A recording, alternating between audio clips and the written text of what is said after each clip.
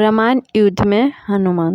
रामायण के सुंदर कांड में हनुमान जी के साहस और देवाधीन क्रम का वर्णन किया गया है। हनुमान जी की भेंट राम जी से उनके वनवास के समय तब हुई जब राम जी अपने भ्राता लक्ष्मण के साथ अपनी पत्नी सीता की खोज कर रहे थे। माता सीता को लंकापति रावण छल से हरण करके ले गया था। सीता जी को खोजते हुए दोनों भ्राता ऋषिमुख पर्वत के समीप पहुंच गए, जहां सुग्रीव अपने अनुयायियों के साथ अपने ज्येष्ठ भ्राता बाली से छिप कर रहते थे। वानर राज बाली ने अपने छोटे भ्राता सुग्रीव को एक गंभीर मिथ्याबोध के चलते अपने साम्राज्य से बाहर निकाल दिया था और वो किसी भी तरह से सुग्रीव के तर्क को सुनने के लिए तैयार नहीं था। साथ ही बाली ने सुग्रीव की पत्नी को भी अपने पास बलपूर्वक रख लिया था। राम और लक्ष्मण को आता देख सुग्रीव ने हनुमान को उनका परिचय जानने के लिए भेजा। हनुमान एक ब्राह्मण के वेश में उनके समीप गए। हनुमान के मुख से प्रथम शब्द सुनते ही श्री राम लक्ष्मण से कहा कि कोई भी बिना वेद पुराण को जाने ऐसा नहीं बोल सकता जैसा इस ब्राह्मण ने बोला। राम जी को उस ब्राह्मण के मुख, नेत्र, माथा, भौं या अन्य किसी भी शारीरिक संरचना से कुछ भी मिथ्या प्रतीत नहीं हुआ। राम जी ने लक्ष्मण से कहा, इस ब्राह्मण के मंत्र मुग्ध उच्चारण को सुन के तो शत्रु भी अस्त्र शस्त्र त्याग देगा। उन्होंने ब्राह्मण की और प्रशंसा करते हुए कहा कि वो नरेश यानी राजा निसंकोच ही सफल होगा जिसके पास ऐसा गुप्तचर होगा। श्री राम के मुख से इन सब बातों को सुनकर हनुमान जी ने अपना वास्तविक रूप धारण किया और श्री राम के चरण प्रणाम किया। श्री राम ने उसे उठाकर अपने हृदय से लगा लिया। उसी दिन एक भक्त और भगवान का हनुमान और प्रभु राम के रूप में अटूट और अनश्वर मिलन हुआ। तत्पश्चात हनुमान ने श्री राम और सुग्रीव की मित्रता करवाई। इसके पश्चात ही श्री राम ने बाली को मारकर सुग्रीव को उनका सम्मान और गौरव वापस दिया और लंका युद्ध में सुग्रीव ने अपनी वानर सेना के साथ श्री राम का सहयोग दिया। सीता माता की खोज में वानरों का एक दल दक्षिण तट पे पहुंच गया, मगर इतने विशाल सागर को लांघने का साहस किसी में भी नहीं था। स्वयं हनुमान भी बहुत चिंतित थे कि कैसे इस समस्या का समाधान निकाला जाए। उसी समय जामवंत और बाकी अन्य वानरों ने हनुमान को उनकी अद्भुत शक्तियों का स्मरण कराया।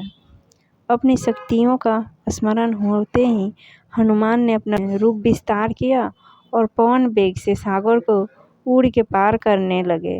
रास्ते में उन्हें एक पर्वत मिला और उसने हनुमान से कहा कि उनके पिता का उसके ऊपर ऋण है। साथ ही उस पर्वत ने हनुमान से थोड़ा विश्राम करने का भी आग्रह किया, मगर हनुमान ने किंचित मात्र भी समय व्यर्थ न करते हुए पर्वतराज को धन्यवाद किया और आगे बढ़ चले गए। आगे चलकर उन्हें एक राक्षसी मिली जिसने कि उन्हें अपने मुख में प्रवेश करने की चुनौती दी।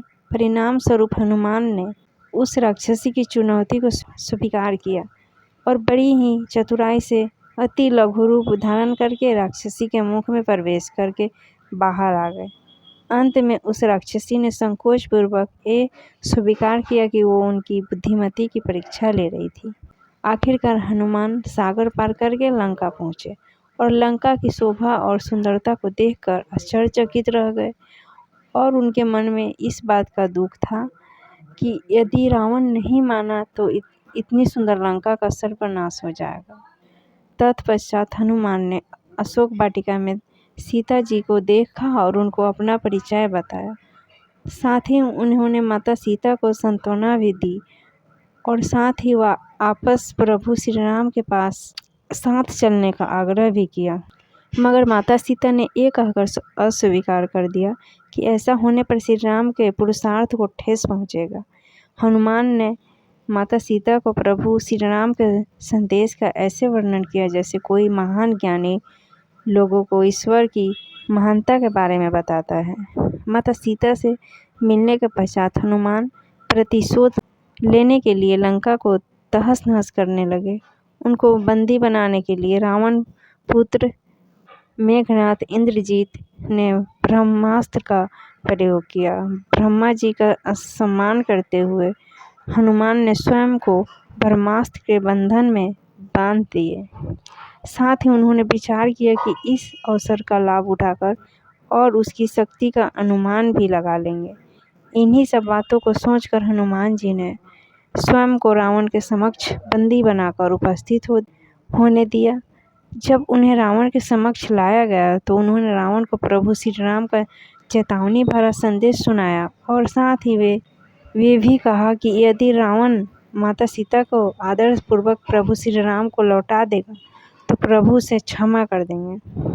क्रोध में आकर रावण ने हनुमान को मृत्युदंड देने का आदेश दिया, मगर रावण के छोटे भाई विभीषण ने ये कहकर बीच बचाव किया कि एक दूत को मारना आचार संहिता के विपरीत है। ये सुनकर रावण ने हनुमान की पूंछ में आग लगाने का आदेश दिया।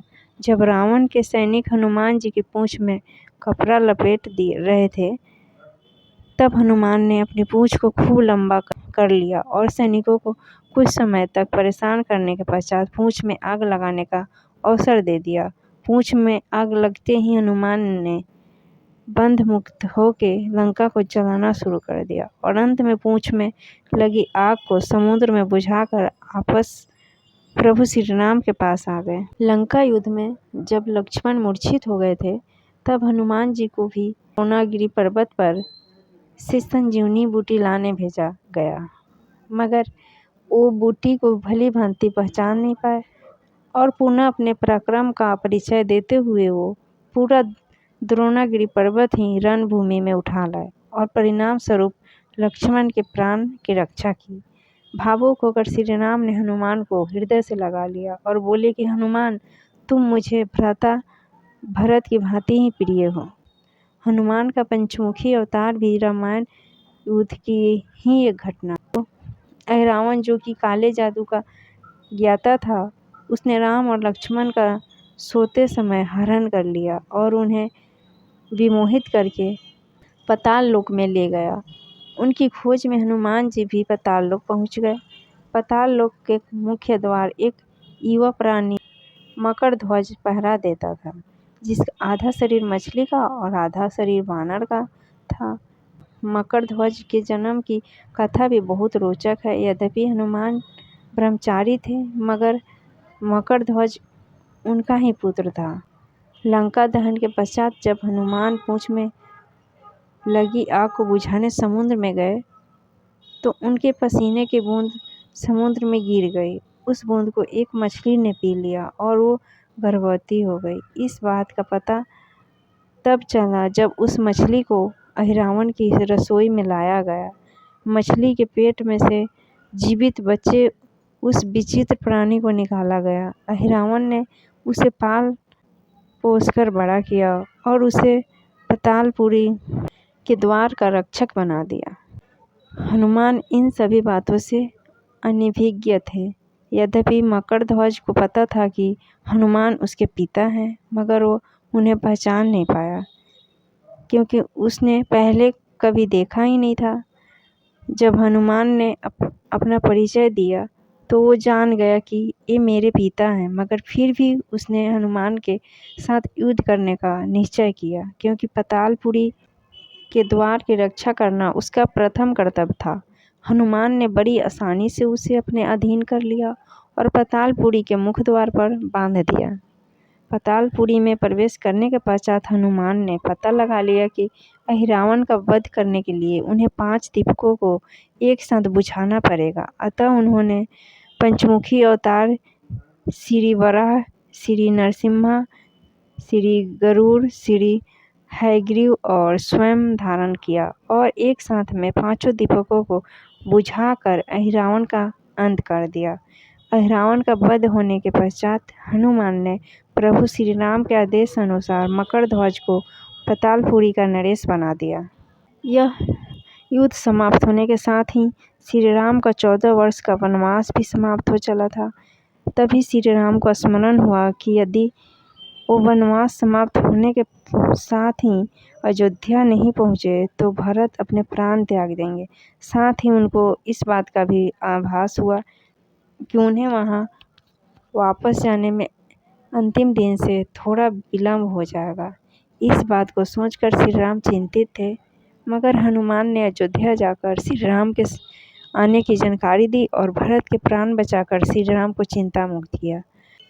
अयोध्या में राज अभिषेक होने के बाद प्रभु श्री राम ने उन सभी को सम्मानित करने का निर्णय लिया जिन्होंने लंका युद्ध में रावण को पराजित करने में उनकी सहायता की थी। उनकी सभा में एक भव्य समारोह का आयोजन किया गया जिसमें पूरी वानर सेना को उपहार देकर सम्मानित किया गया।